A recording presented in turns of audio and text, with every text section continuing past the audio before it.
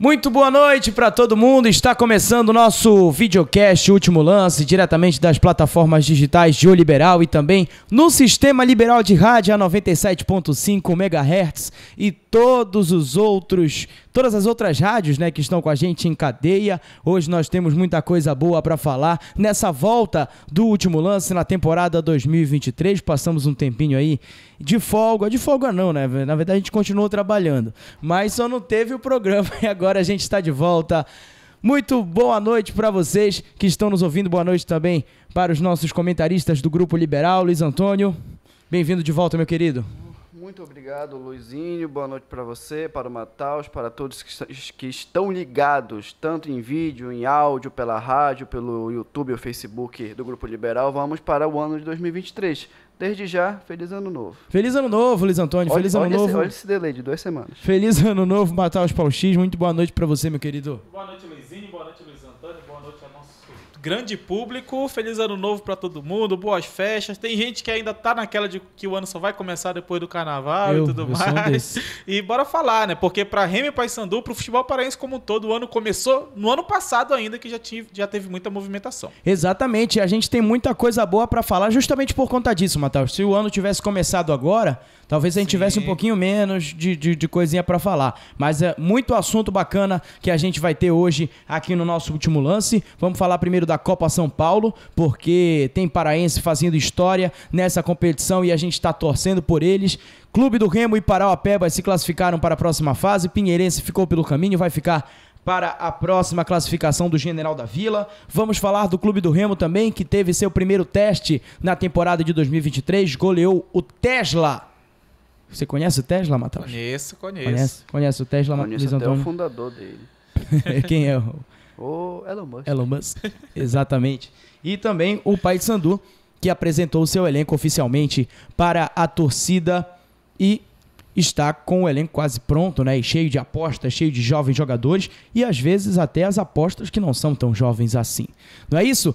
Muito obrigado, então, pela sua companhia, pela sua audiência. Vamos começar o nosso Último Lance, portanto, falando da Copa de categorias de base mais famosa do Brasil. É a Copa São Paulo, que na tarde desse sábado o Parauapebas empatou em 1-1 com o Velo Clube e garantiu a classificação, na tarde dessa segunda, e garantiu a classificação para a segunda fase da Copinha. O Trem de Ferro ficou no segundo lugar do grupo, que tem o Cuiabá. Mota foi o autor do gol que empatou a partida e classificou o time paraense com 5 pontos. Foi sofrida essa classificação do Parauapebas, né? Tem o Cuiabá, o Parauapebas chegou a vencer o Cuiabá, é isso, mas aí dependia só de um empate nessa partida e acabou empatando e se classificando em segundo lugar. Poderia ser um primeiro, mas a gente não vai reclamar muito, não. O importante é passar. O importante é passar, igual vestibular, né, Luiz Antônio? Com certeza. Primeiro, segundo ou último lugar, o importante é estar lá e comemorar. Exatamente. E mais cedo, o Pinheirense foi eliminado ao perder para o São Carlos pelo placar de 2-1. Para o General, bastava empatar, que ficaria à frente do mesmo adversário na classificação. Mas aí o time até abriu o placar com Wesley e depois viu o time paulista virar com 2 gols aos 48 do primeiro e 5 do segundo tempo. O General terminou com 3 pontos em terceiro lugar. Foi o finalista do Campeonato Paraense Sub-20, né, junto com o Remo. O Remo foi o campeão, o Pinheirense o vice e o Parauapebas o terceiro colocado. Mas quem está de bem com a vida é o Clube do Remo. O Leão já está classificado, pois garantiu sua classificação ao vencer o Juventus pelo placar de 2-1 e foi a 6 pontos. Amanhã, às 10h45 da manhã, basta um empate para o Leão garantir a liderança do grupo e assim pegar um adversário teoricamente mais fraco. O Remo está invicto na competição até agora, né? Venceu por 1-0 o Fortaleza e depois 2-1 em cima do Juventus. E aí, o que a gente pode esperar do Remo amanhã, né? Um time que já joga há muito tempo junto, né? Alguns jogadores até estrearam no profissional já com a camisa do Remo, alguns foram para outros clubes de disputar a segundinha, disputar até a primeira divisão do Campeonato Paraense, né? Então é uma equipe bem promissora que o Remo tem, não é isso, Mataus? E o Remo conquista essa classificação depois de 13 anos, né? Lá em 2010 havia garantido e havia passado de fase também, acabou caindo na segunda. Esperamos que esse ano seja diferente, uma classificação muito boa para o Remo, mas categoria de base vale muito mais a evolução do jogador, a experiência que ele tem, porque é um campeonato ali que está todo mundo dando a vida, está todo mundo ali tendo a sua grande oportunidade. Grandes jogadores de futebol brasileiro foram formados na Copinha. Recentemente, Hendrick e Vinícius Júnior, por exemplo, fizeram estrago na Copa São Paulo de Futebol Júnior, então tá todo mundo ali tendo a grande oportunidade. Nem precisa falar de todas as histórias que todo ano tem, né, do jogador ali que se destaca no jogo, aí vai fazer um treino ali no Atlético Mineiro, no Flamengo, às vezes até num time mais regional, mas que é grande também. Então a Copinha é um campeonato extremamente importante e tem muita gente do Remo jogando bem aí. Eu destacaria principalmente o zagueiro Jonilson. Acho que o Jonilson, se alguém bobear no time titular do Remo, no time principal do Remo, talvez o Jonilson ganhe uma oportunidade. Luizinho, Matheus, vocês têm razão quando falo que o campeonato ele é uma vitrine. Realmente, a Copa São Paulo é uma vitrine, não só para os jogadores, mas para todos os envolvidos. Hoje eu estava vendo Atlético Paranaense e Batatais. O Batatais precisava vencer o Atlético Paranaense para conseguir. Por que tava assistindo esse jogo? Aleatório, assim, sabe? Quando o jornalista esportivo. Por que assistir, por que não assistir? Por que não assistir, né? Mas, putz, saiu daqui 2h, dá pra dar um cochilo antes de voltar pro último lance. Quem quisera eu conseguir fazer isso, mas ok. Eu tava vendo Batatais, que não tem nada a ver com cultivo de batata, é o nome da cidade, e o Atlético Paranaense. E o Batatais precisava vencer e os jogadores, os jovens do time, deram a vida ali no campo, realmente saíram extenuados e muito tristes porque não conseguiram fazer o segundo gol e o Batatais jogando em casa, sendo Barretos e Atlético Paranaense.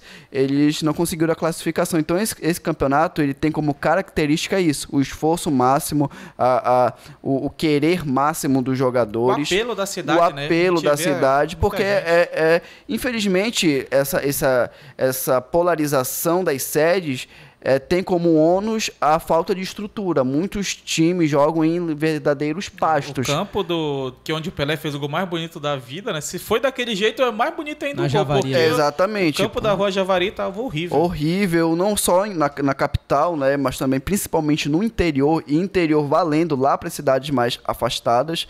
Então, esses jogadores eles têm que passar por várias dificuldades e principalmente atletas que não são desses times maiores, né? Como Atlético Paranaense, Flamengo, Fluminense, São Paulo, Palmeiras, que tem um déficit físico por consequência, técnico, de investimento, estrutura, enfim.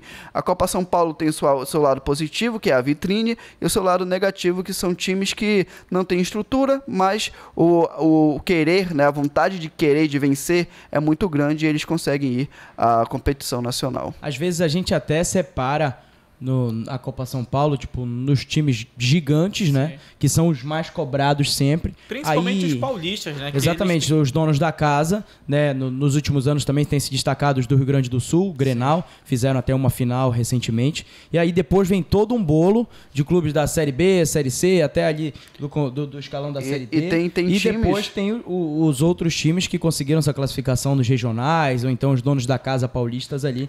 Em termos de cobrança, são esses três escalões, também, né, convidados, times estrangeiros. O próprio clube do Remo jogou contra uma equipe, o Al Hilal da Arábia Saudita, e 2010 exatamente.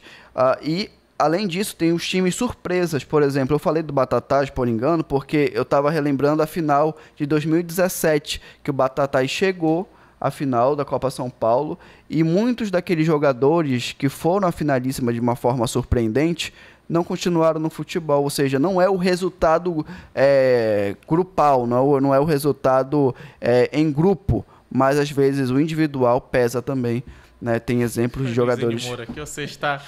O Luizinho Moura tá feliz aqui com a história do Batatais. E o detalhe, tô emocionado, né, com o Batatais. Do Luiz Antônio, a gente vê muitas vezes nessa copinha jogadores que se destacam demais, aí a gente vê realmente quando tem um craque ali, e às vezes a gente vê aquela galera, o super artilheiro da base de não sei quem, o melhor jogador que faz 50 gols por ano na base de não sei quem, mas chega no profissional e ele sente uma dificuldade, né? Então é um caminho a copinha, mas não dá pra sempre ter certeza, apesar de que nos últimos anos está saindo muito craque realmente assim, tipo, já sai do Brasil para um nível europeu, como a gente citou, né? Principalmente o Vinícius Júnior, que já tá ganhando o Champions League. Se vocês fossem jogadores jogadores de futebol, o que vocês preferiam na Copa São Paulo? Jogar por um clube que não tem muita cobrança, um clube regional, assim, um clube de estado, de cidade, ou jogar por um time grande?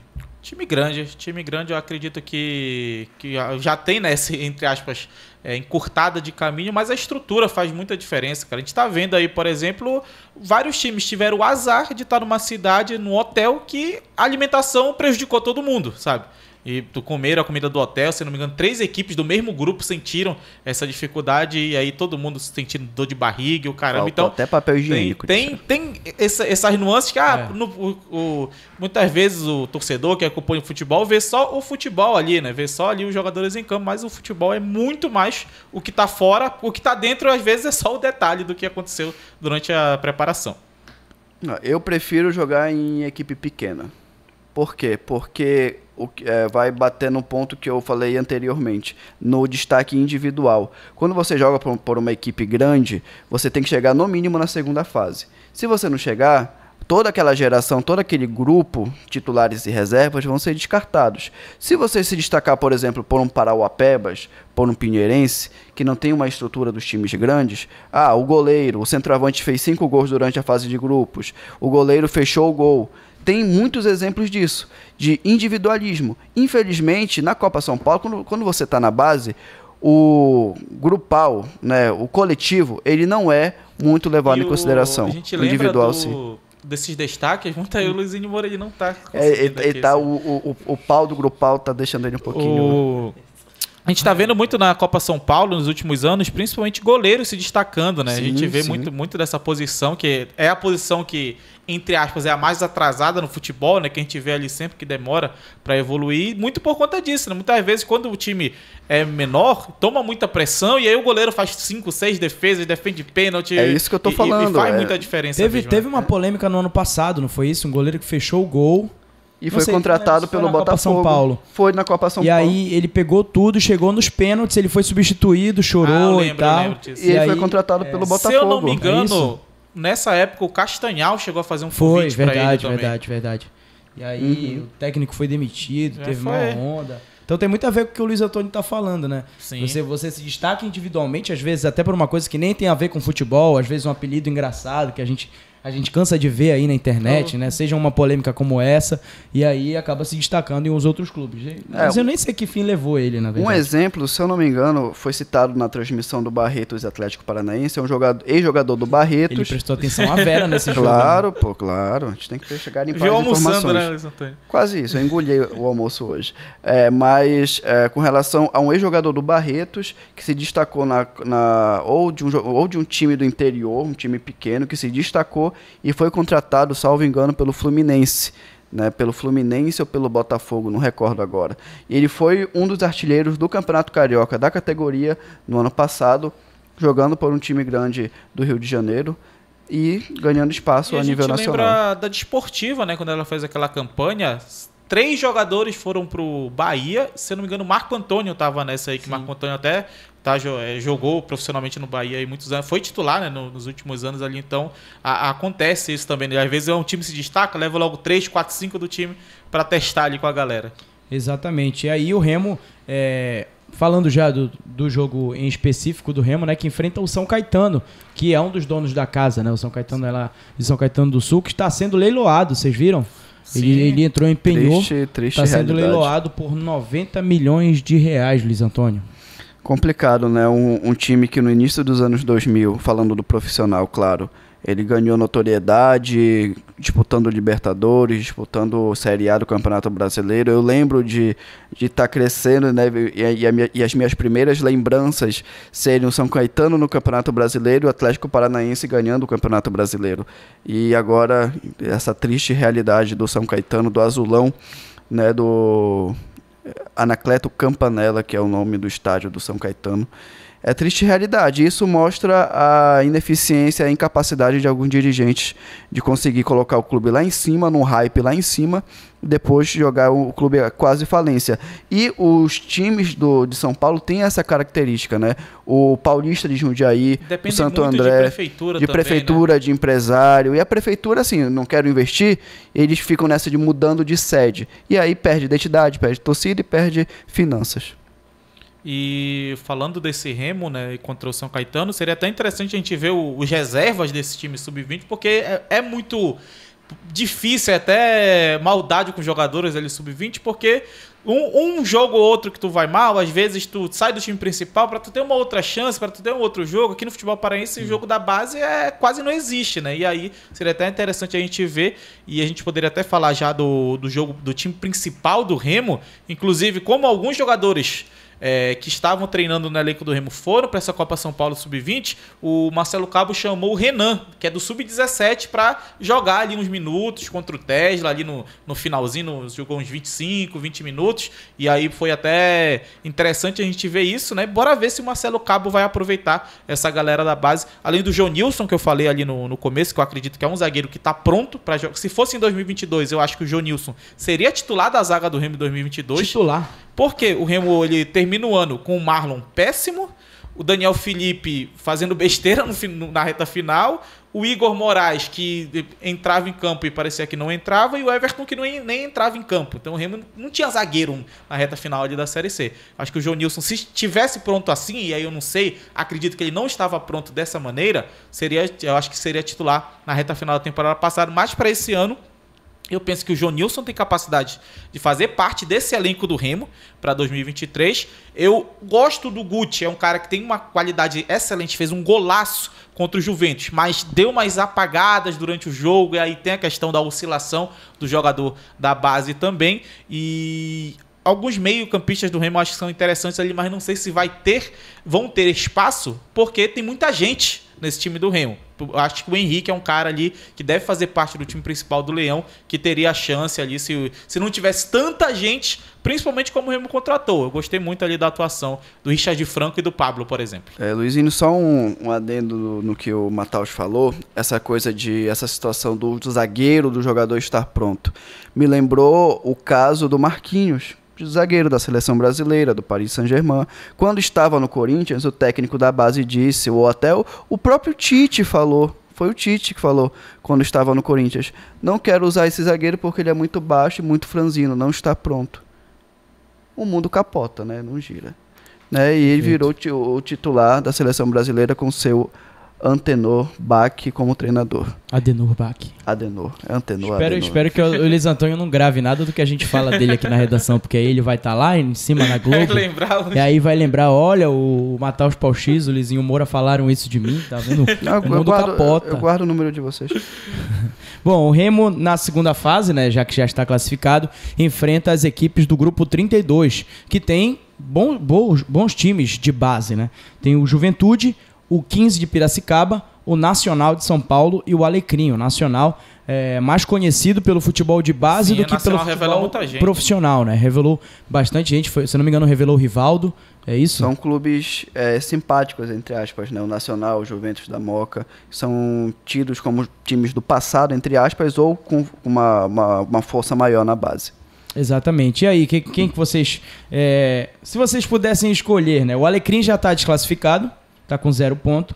O Nacional o Nacional está com 3 pontos e empatado o Juventude e o 15 de Piracicaba com 4. Cara, acredito que por questão ali de ambiente, pegar um Juventude, né? Acho que o Juventude ali, porque não teria o apoio local tão grande, provavelmente a torcida do Remo seria bem maior que a torcida do Juventude, porque vendo os jogos do Remo, parece que o Remo tá jogando em casa na Copa São Paulo. Eu ia comentar isso, por sinal. É legal a oportunidade da Copa São Paulo, porque alguns torcedores, a gente sabe que a colônia paraense é muito grande, por onde a gente for, e aí o pessoal paraense que mora no sul, no sudeste, está viajando para ver o Remo na Copa São Paulo. Isso é um bom teste para ver a pressão, né, dos jogadores. Aqui em Belém a gente vê que às vezes a torcida joga até contra. Lá eles estão tendo um bom exemplo de torcida jogando a favor, né? Acho que o Juventude aí seria mais claro. Jogo é jogo, né? Jogo a gente já viu, não precisa nem falar. Principalmente campeonato de base, que às vezes um dia que um moleque não tá tão bem, ele realmente não tá tão bem, diferente de um profissional que normalmente tem uma maturação mental muito maior. Com relação a esse adversário, o Juventude eu acho um pouco mais arriscado. Por quê? Porque o profissional caiu da Série A para a Série B. Ou seja, vão ser utilizados em tese muitos jogadores, e o Juventude não está no mercado com muita força, eu acompanho, não está fazendo tantas contratações, ou seja, deverá aproveitar muitos jogadores da base, e esses atletas do Sub-20 que estão na Copinha podem ver realmente a vitrine para o time profissional. Olha, eles estão montando o elenco, não tem várias incertezas, se eu me der bem, se o time chegar longe, eu posso ganhar uma chance no profissional, levar o Juventude de volta à Série A depois de um ano, e aí ganhar uma projeção nacional. Pode ser mais arriscado. Ou tem, por outro lado, 15, que é a torcida, mas assim, é uma torcida grande para bater de frente, assim, para fazer uma pressão de um alçapão? Não se sabe. Então, tem essas incógnitas. Pois é, e já falando do outro classificado, né, o Parauapebas está no grupo 9, e se a minha lógica der certo, enfrenta o primeiro colocado do grupo 10, é isso?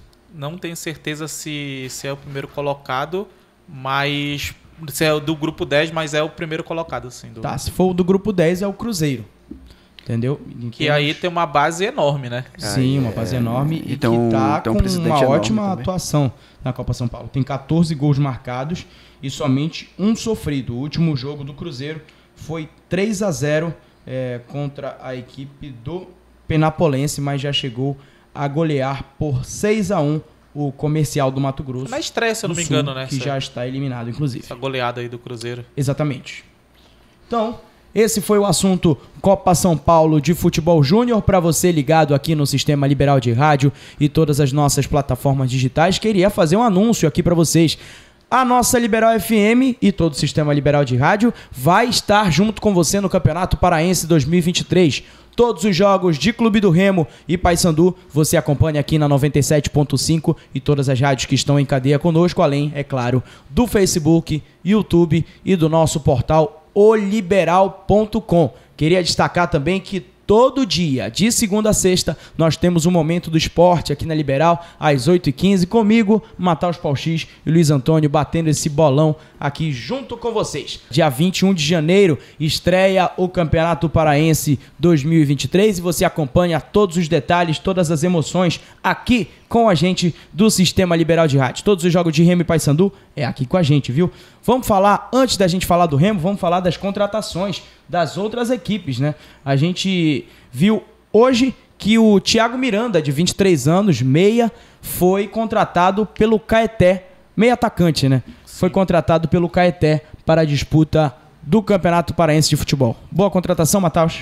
Para o Caeté, acredito que sim, e é uma boa oportunidade para o Thiago Miranda também, que é daqueles que estouraram a idade ali das categorias de base, que não, pelo investimento grande do Remo dessa temporada, não teria ali mais uma oportunidade, assim como se a gente comparar. O elenco do Remo começa em 2022 e o elenco que está começando agora, a diferença é abissal para 2023 em termos de qualidade. Então, o Thiago Miranda, que não vou dizer que ele fez uma boa segundinha, mas ele fez uma segundinha decisiva pelo Santa Rosa, né? Entrava, fazia alguns gols ali, fez um golaço contra o Vila Rica, se eu não me engano. Então, é um cara que tinha um certo potencial. Eu acredito que ele é um daqueles jogadores que, por não ter decidido exatamente a posição dele, ele ainda não se encontrou, porque normalmente a gente fala do Thiago Miranda. O torcedor que viu o Thiago Miranda em campo não entendia se o Thiago Miranda era um meia, se era um ponta esquerda, se era um atacante, se era tudo isso, e talvez isso tenha dificultado um pouco para ele de se firmar realmente, tanto nesse Remo aí. Eu definiria ele como um meia atacante, / segundo atacante, que joga mais por dentro ali, que tem essa qualidade para jogar centralizado. Mas bora ver, né? Bora ver. Muito a gente tá vendo aí, acompanhando, né, esse crescimento dessa nova geração saindo de Remo e Paysandu e indo para os times do interior, né? A gente via normalmente a mesma galera ali rodar os times, uma galera com uma idade mais avançada. Agora a gente está vendo o começo de uma nova geração. Esperamos que tenha um sucesso maior. O Clube do Remo, claro que o Thiago Miranda, falando do Clube do Remo, é uma contratação acertada do Caeté, né? Esses times do interior, eles têm essa possibilidade, a menor possibilidade com relação, claro, a Remo e Paysandu, e pegam e garimpam na dupla repá esses jogadores que não têm tanta oportunidade, e às vezes eles se destacam, né? E o Caeté, ele tem um potencial nesse campeonato paraense. né? Na temporada passada, por vir da segundinha, foi uma equipe que lutou contra o rebaixamento para permanecer na primeira divisão do Parazão. Agora não, eu acho que o Caeté ele chega com possibilidade sim de lutar por uma vaga no Campeonato Brasileiro, de ter um campeonato cheio, um calendário cheio em 2024, mas claro que é nessa base, é nessa toada de garimpar jogadores jovens, de buscar esses atletas com menos oportunidades em clubes grandes, e o Thiago Miranda é um exemplo, né? E claro, o cara que se destaca no cenário do futebol paraense tem tudo para se destacar no Parazão. Exatamente. Agora vamos falar da Tunaluso. Tunaluso que trouxe um pacotão de reforços aí antes do ano terminar. Isso, né? Que eu ia falar de novo. Outra vez. Pacotão de reforços, mas não é um pacotão assim. É um pacote. Aquele que a gente recebe aquele que cabe na caixa dos Correios. Cabe. Pode despachar gratuitamente. Não veio por engano. Não veio por engano. Eu acho, né? Aí eu já não sei também. Bom, os contratados da Tuna são 6. O Alacer Andrade, o meio-campo. Garagal, pelo Remo, né? Lateral esquerdo, exatamente. Felipe Recife, meio-campo. Jair Júnior, volante. Regis Corneli, goleiro. E também o Silvio, atacante. Aquele. Sim, o Silvio, famoso pelo gol, né? No repalho. Sim, da Copa Verde, não é isso? A sobra exatamente do chute do Val Barreto, se eu não me engano. 2015, que abriu ali, né, o caminho pro famoso gol do Dadá. E, se eu não me engano, o Felipe Recife é aquele que passou pelo Remo também, né? Passou pelo Remo. Tava no Tapajós? Não, foi outro Felipe que tava no Tapajós. Mas o Felipe Recife jogou pelo Remo. Era o Felipe Macena que tava no Tapajós. Né? Felipe Recife jogou pelo Remo Série C, inclusive, né? Recentemente. Tuna trazendo esses caras aí, alguns que são desconhecidos, né, do mercado paraense, e outros que são muito conhecidos, né? São muito conhecidos. Eu achei muito curiosa essa contratação do Alacer, que também passou rapidamente pelo Remo. Ele faz um gol ali no começo, né? Depois ele acaba saindo do elenco azulino. Interessante, né? Bora ver qual vai ser a da Tuna nessa temporada, que 2022 não parecia que a Tuna ia chegar longe. No final ela acabou chegando, né? Bora ver como é que vai ser 2023. A Tuna, ao contrário da maioria das equipes do interior do estado, ela monta o elenco para um calendário cheio. Sim. Por conta da Série D do Campeonato Brasileiro. Até agora, exatamente. Ano passado veio com esse pacotão, né, com essa vulca de contratações.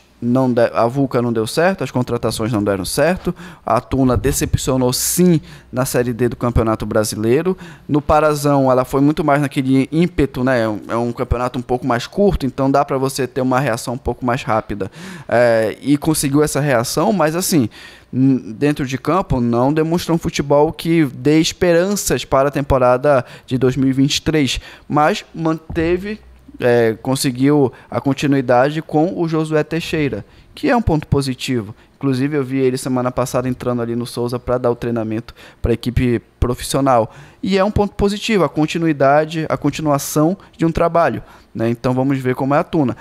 Por nomes, eu gostei daquele lateral ali. O nome é... Garagal? O Garagal ali e o Cornélios. Eu vou adorar esse nome durante as transmissões. Mas vão ser vários trocadilhos. Mas nada de spoiler. Então eu acho que a Tuna vem com tudo, pelo menos para o Campeonato Paraense. De fato, meu querido Luiz Antônio, vamos agora falar do Leão. E o Leão, hein? No sábado, o Remo encarou o Tesla em um amistoso realizado no Bainão. Tesla até agora um time meio que desconhecido, né? Segundo Mataus. Não, são informações oficiais, né? É um time que veio do Sport Real. O Sport Real disputou a segundinha, bateu na trave na hora de subir, foi semifinalista. E aí o ex-jogador, que é o Ronaldo, é isso, deixou o Sport Real nas mãos de outra pessoa e fundou o Tesla lá no bairro do Guamá. O Leão goleou por 4-0, com 2 gols de Muriqui, um de Ícaro e um de Fabinho. O time principal foi escalado com Vinícius no gol, Lucas Mendes, Ícaro, Diego Guerra e Leonan.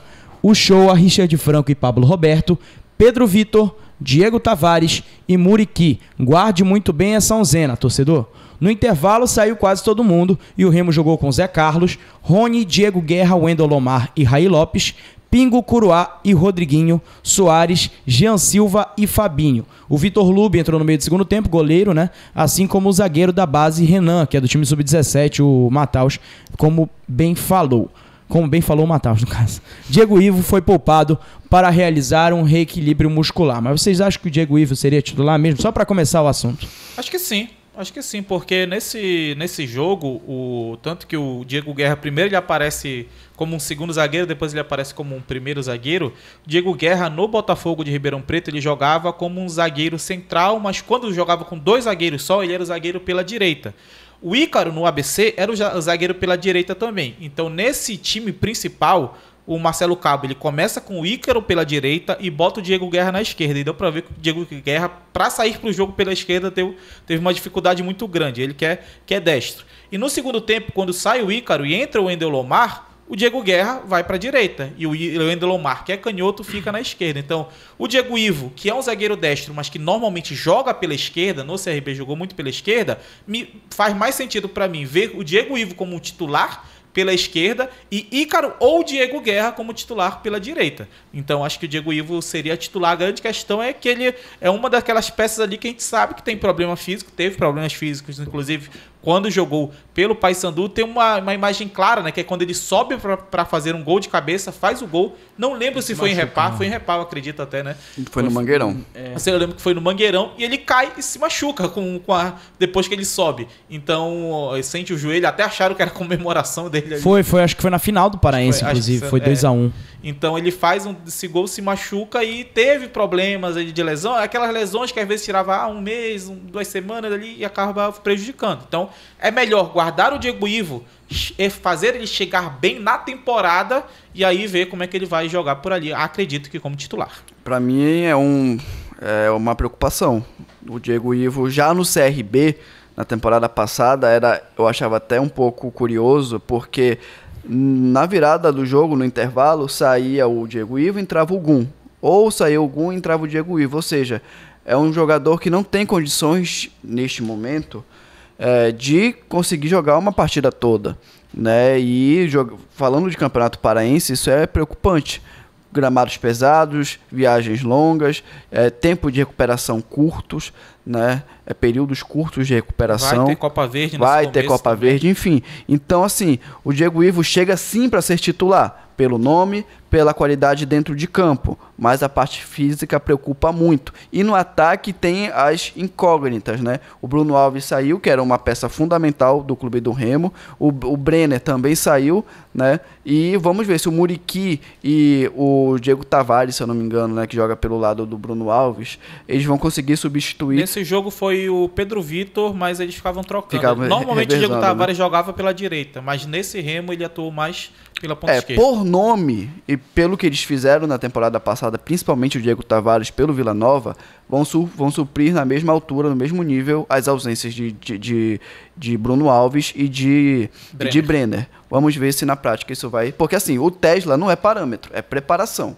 Né? É preparação. É um time jovem, com déficit técnico e físico são déficits muito grandes para ter um parâmetro. É mais uma preparação. É isso que eu ia falar para vocês, né? Eu tive a oportunidade de assistir alguns momentos do jogo. Acredito que meio tempo eu consegui assistir e parecia muito mais um treino do que um jogo. Tudo bem que era um amistoso, né? Só que existe a diferença entre o amistoso e o jogo-treino. O jogo-treino não necessariamente tem as regras da FIFA e tal. O treinador pode mexer a hora que ele quiser, fazer quantas mudanças ele quiser, nas dimensões de campo que ele quiser. Não tem arbitragem. A principal diferença é essa, não tem arbitragem, né? É comandado pelo próprio treinador. Eu lembro que no início da temporada do ano passado, o Paysandu profissional fez um jogo-treino com o Paysandu Sub-20. E aí teve um pênalti pro time profissional. Aí bateram 15 pênaltis. Os 15 entraram, ou seja, o jogo terminou 27-2. Foi quase um basquete. Exatamente. E aí, enfim, mas parecia muito mais um treino por conta até do desgaste, né, físico do Remo. O Remo preferiu não se desgastar nada como uma partida, né? No treino você se guarda um pouquinho mais e foi isso que aconteceu. Então, o Tesla foi um bom preparo para o Remo? Principalmente depois que o Remo matou o jogo ali, né? Com o 2-0 já deu para ver que o Tesla sentiu muito, mas no 3-0 já deu para ver que o Remo sentiu um pouco o pé. Cara, eu acho que foi um preparo interessante para o Remo, principalmente para ver o nível físico que o Remo entrou no jogo. Depois que fez ali o placar, realmente não teve mais jogo. E o segundo tempo do Remo eu acho que foi bem ruim. Teve muita gente ali que perdeu a chance de brigar por uma posição. Mas no primeiro tempo, por exemplo, a gente viu o Muriqui correndo pra caramba, aí deu 30 minutos, ele cansou também, já não estava dando aqueles piques. O Pablo também pressionando bastante. O Leonão o tempo todo atacando ali a linha de fundo e às vezes aparecendo por dentro também. Então, deu para ver que o Remo queria dar, até porque tinha um público, foi vendido ingresso, inclusive, o torcedor pagou ali para acompanhar esse jogo. Então, alguns jogadores queriam mostrar serviço ali, mas depois teve gente que ou não conseguiu ou não entrou, né? Porque a partir do momento que começa uma temporada, é tanto a parte física quanto a parte mental também. Pô, tu entra, tá 4-0 ali já, então tem jogador que às vezes não compra a ideia ali, ou acaba jogando num ritmo que o adversário tá exigindo. É natural, né? Na verdade, às vezes é até involuntário, né? Você se desgastar menos, porque tem um jogo daqui a 2 semanas, o adversário não tá correndo. Você já tá com o placar feito. Acaba de entrar, tá com o corpo frio, às vezes nem... Né? E assim, com relação... Eu também levanto a situação, o cenário dos jogadores remanescentes da temporada passada. O Vinícius terminou a temporada como reserva. Não sei como vai iniciar esta. Nem reserva ele terminou a temporada. No final da temporada, a reserva estava sendo o Vitor Lube. O Vitor Lube, pois é. O Leonan terminou machucado. O Show, ok, terminou ali no nível, né?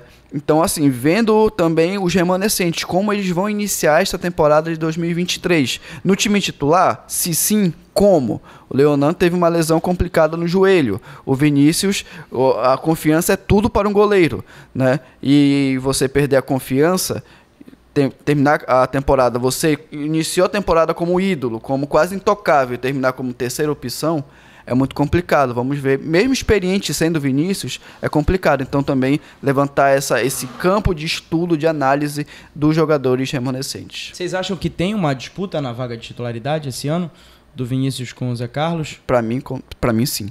E para mim o Zé Carlos é titular. Cara, até a gente pode entrar no verdadeiro ou falso sobre isso, que eu acredito que o gol talvez seja onde tem mais disputa hoje no Remo. Beleza, então bora pro verdadeiro ou falso sobre o Clube do Remo. Verdadeiro ou falso, para você que está nos ouvindo agora no rádio, é um quadro que a gente tem aqui, onde a gente discute uma pergunta muito importante, muito interessante, talvez para Remo e Paysandu, e aí os comentaristas do Grupo Liberal têm que dizer se essa frase ela é verdadeira ou não. Fechado? Vamos então para o nosso verdadeiro ou falso sobre o Clube do Remo, e a frase é a seguinte: do jeito que atuou, o Remo titular é o que enfrentou o Tesla. A gente já discutiu aqui que o Remo do primeiro tempo realmente foi bem melhor do que do segundo, mas ainda há uma dúvida em relação a isso, ou algumas posições ainda estão indefinidas? Se fosse, por exemplo, domingo que vem, que o Remo deve até fazer um amistoso também para ser confirmado, né, contra o Caeté, mas se fosse a estreia do Parazão domingo que vem, eu acredito que esse seria o Remo titular. Como eu falei, para mim tem uma disputa assim no gol, porque o Vinícius não foi tão exigido, mas fez ali um outro lance ali que o Tesla acabou chegando, até um pouco preocupante de tomar uns... É normal, mas é um pouco às vezes seja até de propósito, né? Você dá uma testada na zaga, às vezes até os jogadores às vezes jogo treino tem muito isso.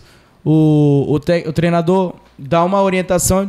Deixa os caras chegarem. Mas eu acho que aí os caras chegam. Que aí eu não sei. Aí eu já não sei. Assim é a reação do goleiro. Se o goleiro reclamar, é porque foi um erro do time. Se não reclamar, é porque foi proposital. Mas eu acredito que uma coisa que a gente viu muito nesse Remo, que pode fazer a diferença para essa titularidade, é o trabalho com os pés do goleiro. O Vinícius ele não foi mal, mas o Zé Carlos é muito melhor que o Vinícius com os pés.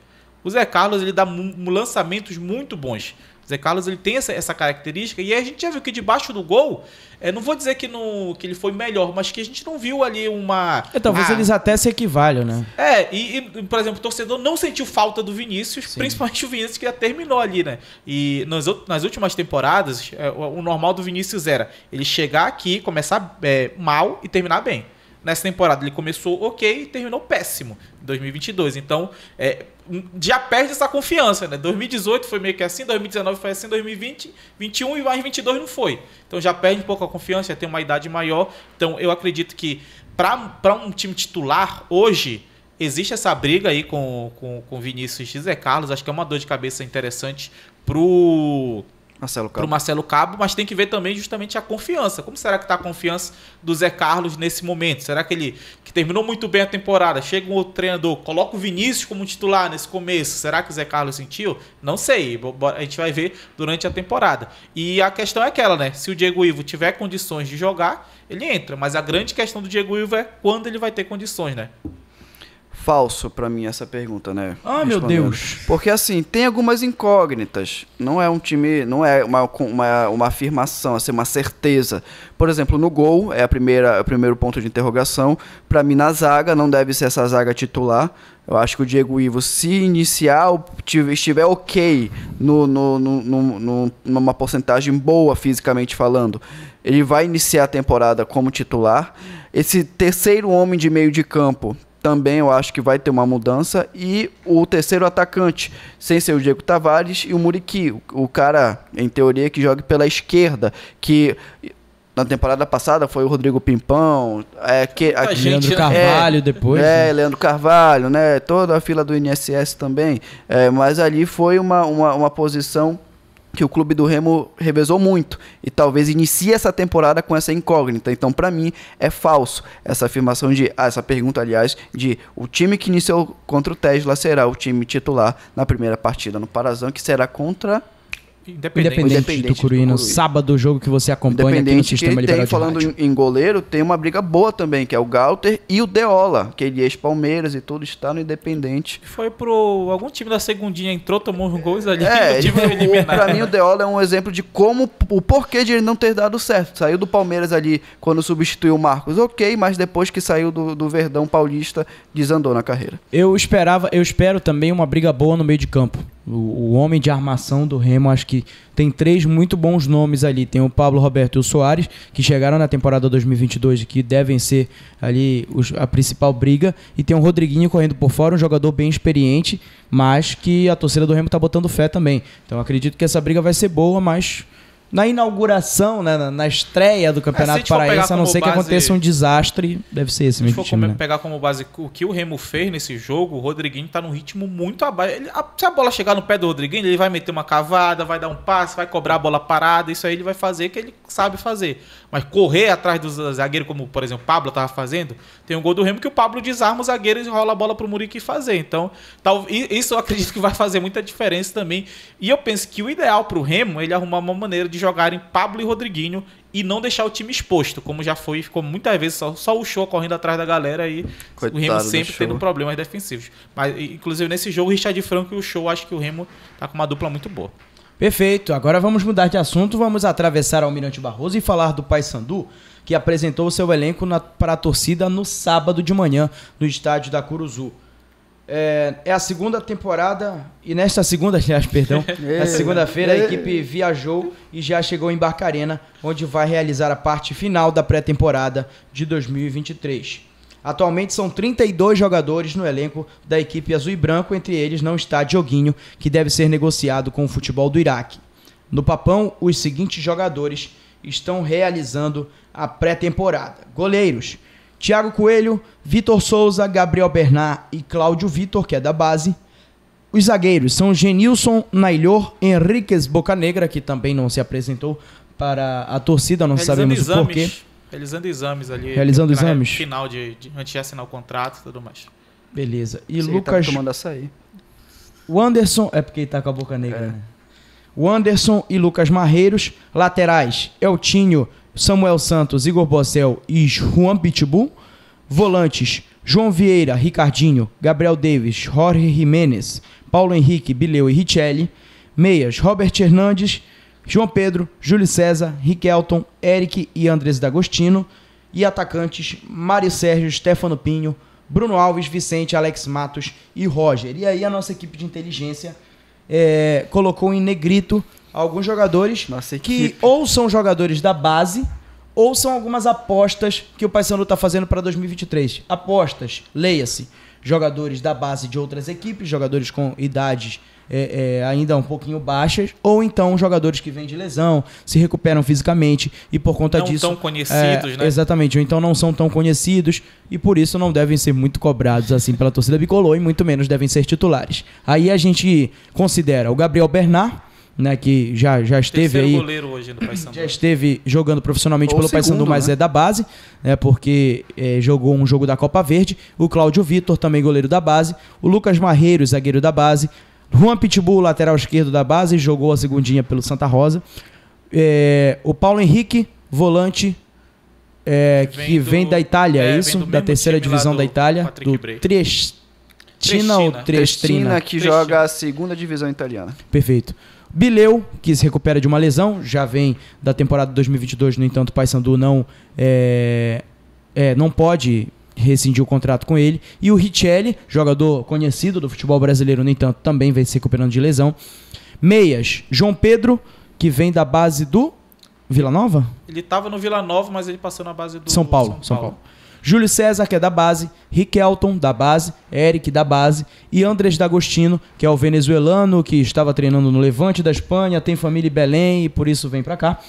E os atacantes Stefano Pinho, Vicente, Alex Matos e Roger. Stefano Pinho está sublinhado porque ele jogou a segunda divisão dos Estados Unidos, né? E a gente não sabe como é. E eu acabei esquecendo aí o Dalberto também, né? O Dalberto tem a mesma situação do Bileu, que teve ali a questão de lesão. E daria para colocar o Ricardinho nessa questão aí também de... É uma dúvida, tem uma interrogação muito grande, né, em cima desses jogadores que terminaram com lesões muito graves. O Bileu até achei que ele não ia voltar, que ele se lesiona e falaram que ia ficar um ano sem jogar. E aí um ano, para o jogador já tem uns 34, então já é uma coisa muito grande, né? E aí vem uns que tem uma questão mais lúdica também, né? Como, por exemplo, o próprio Stefano Pinho. O Stefano Pinho tem bons números para as contratações em linhas gerais do Paysandu. No entanto, ele joga na segunda divisão dos Estados Unidos, né? Teve também... Jogou a segunda divisão, perdão. Segunda divisão. É isso que eu ia falar. É a segunda liga, né? É uma divisão de acesso. É quase uma liga universitária. Não é de acesso. É porque lá nos Estados Unidos tem negócio de franquia e não tem nem rebaixamento. Mas é uma divisão de... esqueci, é tipo desenvolvimento. É tipo universitária, entre aspas, entendeu? Aquela acadêmica, podemos dizer assim. Pois é. E o Robert Hernandes, que vem do Deportivo Táchira, é isso? Sim, sim. Pois é. Sim, e aí vem a questão lúdica, né? Se a gente colocasse numa casa de apostas aí um amistoso entre o Paysandu e o time do Stefano Pinho, ou então o Paysandu e o Deportivo Táchira, a gente não sabia qual seria o nivelamento ali das duas equipes, e por isso eles são tratados como apostas, né, Matheus?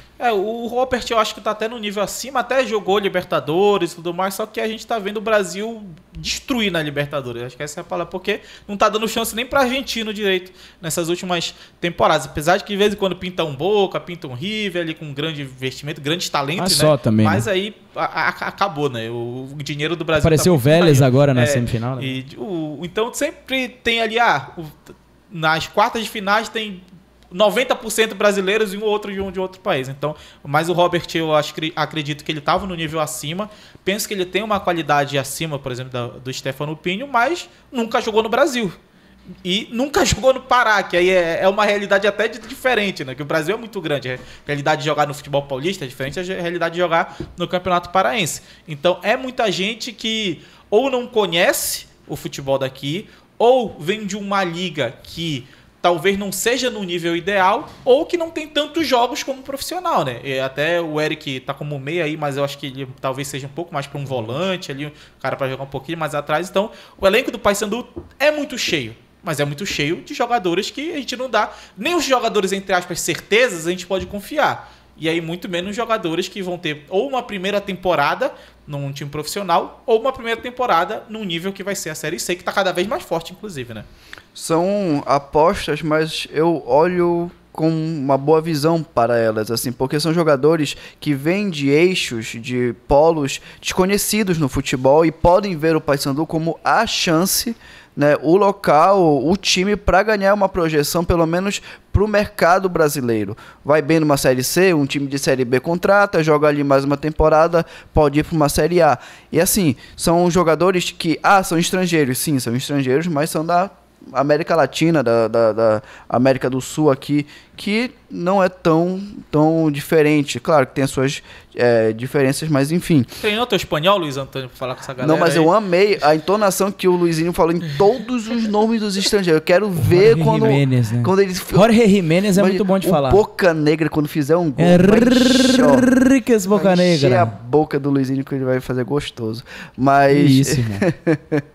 Mas é isso, sabe? São jogadores que não são reconhecidos ou não são aqueles medalhões, mas vem no Paysandu a oportunidade. E o Campeonato Paraense é essa oportunidade.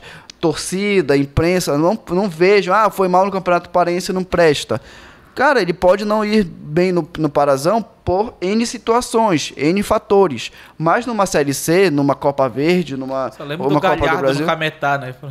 Exatamente, né? E o Galhardo foi jogar La Liga, por exemplo, né? Enfim, então são situações. Se não der certo no Parazão, tempo, vamos ver. É o momento de adaptação ao futebol paraense e brasileiro. E depois, claro, aí sim, se lá pro final da temporada não der certo, meu amigo, aeroporto de Belém e Valdecante, pega o primeiro voo, vai embora. É isso. E eu queria chamar a atenção aqui da situação do D'Agostino, né? O D'Agostino foi um venezuelano que apareceu do nada no treinamento do Paysandu. Foi realmente do nada. Postou uma foto, a gente só descobriu porque o outro gringo, que é o Jiménez, repostou. E aí... Olha, oi, sumido. E a gente soube. E aí, ele acabou treinando, fazendo a pré-temporada no Paysandu, e o Van Dijk disse que ele está em fase de testes, né? E já vendo já se treinou... vai na base ou no profissional, né? Exatamente, já treinou no Levante da Espanha, que é um time de alto nível, que tem uma alta estrutura, mas chegou aqui no Paysandu para fazer testes também. Então, é uma incógnita maior que a de todos, né? Sim. Aí a gente poderia até entrar naquela da quantidade, né? De apostas do Paysandu, quanto é... E assim, né? Você falou muito bem, Levante, mas o Levante da última temporada foi desastroso, foi rebaixado na La Liga. Foi um dos piores times disparados em La Liga. E se o D'Agostino não teve chance no Levante nesta situação, o Levante ficou conhecido porque revelou Navas recentemente. E foi só, porque ele brigou contra o rebaixamento. Mas vai jogar Levante e Paysandu, quem tu acha que ganha? Paysandu. Hoje Paysandu.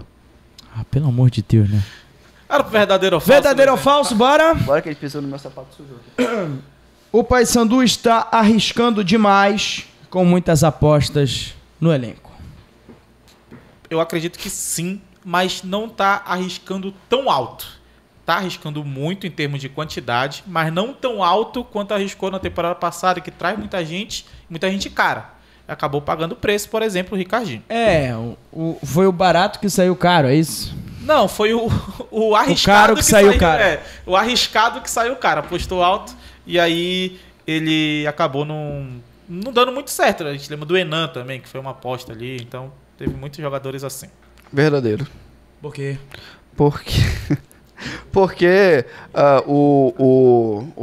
as contratações de nome são contratações que vêm em recuperação física, Richelli, né, o próprio Ricardinho, mas enfim, são nomes que, pelo menos os mais conhecidos, eles não vêm prontos para jogar. Isso é preocupante. Né? Vamos ver se eu queimo a minha língua e estou torcendo para isso. E desses jogadores, assim, considerando os gringos, os jogadores que vieram de outras ligas, como por exemplo o Paulo Henrique e o Stefano Pinho, qual deles vocês acham que vai fazer mais diferença olhando a trajetória deles por outros clubes, né? Robert Hernandes. Robert Hernandes. Olha isso aí. Se ele jogar como ele estava jogando, principalmente as últimas partidas lá no Táchira, ele pega ali a posição do Marlon, que é a ponta esquerda, trazendo para dentro, chutando e tudo mais. Cobra muitas bolas paradas também. Inclusive, o Paysandu tem muita gente aí que cobra bola parada. Esses meias, tudinho, esse João, que a gente vai se enrolar. Tem o João Vieira, tem o João Pedro, tem o não sei quem, tem muita gente que não me parecia. Eu vou chamar de Jojo. Essa galera toda aí, o Paysandu tem ali de bola parada. E dessas apostas, principalmente dos internacionais, eu acredito que o Hernandes, inclusive, tem uma expectativa muito alta, né? Porque aqui no Pará a galera ama o cara que habla e que é meia. E aí o Hernandes é esse cara. E eu acho que ele tem qualidade para ser ali uma peça titular nesse time do Paysandu e que pode fazer a diferença. Habla mesmo, Matheus. Ele habla como poucos. E eu vou no voto do relator. Entendi. Inclusive o Paysandu já treinou com um desenho de uma equipe titular, mais ou menos, né? O Thiago Coelho no gol, laterais Samuel Santos e Altinho, zagueiros Genilson e Nailhor. Aí chegou a volância, veio com o Jorge Jiménez, o João Vieira e o Ricardinho. No ataque foi deixa eu só lembrar da onde eu li, Robert Hernandes, Bruno Alves e Mari Sérgio. É isso. O que tu achou, Matheus? Interessante, né? Não vejo mudar tanto assim, pegando a galera que tá ali, porque a gente tá falando justamente, tem muitas apostas, né? Se a gente for separar apostas de jogadores que estão mais consolidados, a grande maioria tá nesse time titular. A aposta tá tudo no banco, né? E talvez na zaga ali tenha algumas mudanças, principalmente do Nailor, que não foi mal, mas é um cara ali que não teve ou uma temporada como foi a do Genilson, por exemplo. Mas aí o titular, o imediato, né? O substituto imediato dele é o Boca Negra ou o Anderson? Eu acredito que o Boca Negra, mas tem que ver a questão física, que ele fez 12 jogos na temporada passada, é muito pouco para um jogador já de uma idade mais avançada também. O ataque do Paysandu, por nome, é muito bom. Mário Sérgio e Bruno Alves. Pra mim, por nome... O próprio Hernandes, que o cara falou aqui que era bom, pô, tu vai contrariar o cara. Também, calma, mas... Começo pelo Brasil. O Mário Sérgio foi o artilheiro nacional há pouquíssimas temporadas atrás. Até o meio do ano passado. Ao meio do ano passado, né? Jogando pelo Fluminense, né, do Piauí. Então, é um nome a ser visto, né, a ser analisado. O Bruno Alves dispensa comentários. O Ricardinho, se estiver pelo menos bom, né, aqui, dá pra jogar, tá legal, beleza, não vai sentir a dor, a velhice, né, juntas, tudo bem, joga e vai ser um diferencial no meio de campo. E o lateral esquerdo, que é o Nailor, se eu não me engano, né? Lateral esquerdo é o Eltinho? O Eltinho, desculpa. Mas na zaga tem essa questão do Nailor. E eu acho que o Nailor não comprometeu na temporada passada. Não foi destaque, mas não comprometeu, até surpreendeu, né? Para um campeonato parense, Genilson e Nailor, e a zaga está bem posta ali. E o Thiago Coelho vai ser o melhor goleiro do Parazão. Pra calar sua boca de novo, né? Da maneira que ele fez na Copa Verde. Porque agora chegou o Vitor Souza e aí é a preocupação. Cara, eu queria falar do Vitor Souza um pouquinho com vocês. Né? Pela galera. Foi aplaudido pela galera, vaiado por outros, fiquei sabendo. Mas assim, o Vitor Souza, ele é uma situação meio peculiar do Paysandu, porque parece que ele veio a contragosto, sabe? Tudo bem que o Elias já ia sair, só que eu vi a movimentação do Paysandu em busca de um goleiro. E aí chegou o Vitor Souza, o Londrina não quis. Olha. Não, o Londrina não quis renovar o empréstimo. E aí ele voltou e disse, e aí, galera? Foi sumido. E, se eu não me engano, ele teve que renovar porque ele estava lesionado, né? Sim. E aí acabou tendo que... acabou a lesão? Parece aquele cunhado que ninguém quer. E aí lembrou, vem pro Natal. É tipo isso, sabe? Que mora longe, né? Longe, vou passar o Natal aqui. Olha, oi, tá bom. Começou aqui a uva passa. Mas o Vitor Souza, enfim, né? Quando jogou no Paysandu, pra mim decepcionou. Sabe? Decepcionou muito. Veja bem, eu não acredito que ele seja um mau goleiro. Mas pra mim o Gabriel Bernal é o substituto imediato do Thiago Coelho. Pra mim é. Mas por conta da lesão. Não. Hoje, o Vitor Souza de hoje, tá? Depois do Paysandu, Londrina, Água Santa, tal, é o Gabriel Bernal. Mas o Gabriel Bernal jogou só um jogo como profissional. Mas tá no Paysandu, tá ambientado e pra mim quando jogou não comprometeu. Então, pra mim, é o Gabriel Bernal. Hoje inicia a temporada como o principal reserva para o Thiago Coelho, bonitão. Você concorda, Matheus? Não. O que eu vi do Sub-23 do Gabriel Bernal, não gostei não dele no time de aspirante. Claro que o time era muito ruim também, e aí o goleiro é muito exigido, mas quando ele foi muito exigido, ele não conseguiu ter esse destaque, não. Perfeito, então... Esse foi o nosso último lance de hoje, essa segunda-feira. Na semana que vem a gente volta com muito mais informações. Que quadro? Fez. Do Carinha. Não, hoje não teve. O da figura? Da figura? Não teve porque tem o pessoal da rádio. O pessoal da rádio não vai conseguir acompanhar as imagens aqui do Quem é essa figura, que era um quadro do último lance da temporada 2022, em que a gente tentava adivinhar quem era o cara. Quem é o Pokémon, né? Quem é esse Pokémon? Pode ver a voz, né? Olha, qual jogador pertence a esta voz? Mas aí tá bom. A gente ia ter que ter muita boa vontade das assessorias dos clubes e tal. E eu prefiro não comentar sobre isso. Mas, Luiz Antônio, muito obrigado pela sua participação. Muito obrigado. Até mais tarde, né? Porque a gente tem que estar aqui 7 da manhã, 7h30 para 8 horas. Isso. Então, até mais tarde. Ótimo primeiro programa do ano. Fiquem todos com Deus e até a próxima. Seu Matheus Pauxis, muito obrigado pela sua sabedoria aqui com a gente. Valeu, Luizinho Moura. Valeu, Luiz Antônio. Agradecer a galera da técnica, o João, todo mundo aqui, galera da rádio. E bora pra cima, né? A temporada só tá começando aí, Luizinho Moura. Exatamente, a temporada tá só começando. Vale lembrar que todos os dias a gente tem um encontro marcado às 8h15 da manhã no nosso Momento do Esporte na Rádio Liberal FM, junto lá com o nosso Caco Barros, sempre animando as manhãs da Liberal. E a partir do dia 21 de janeiro, o bicho pega.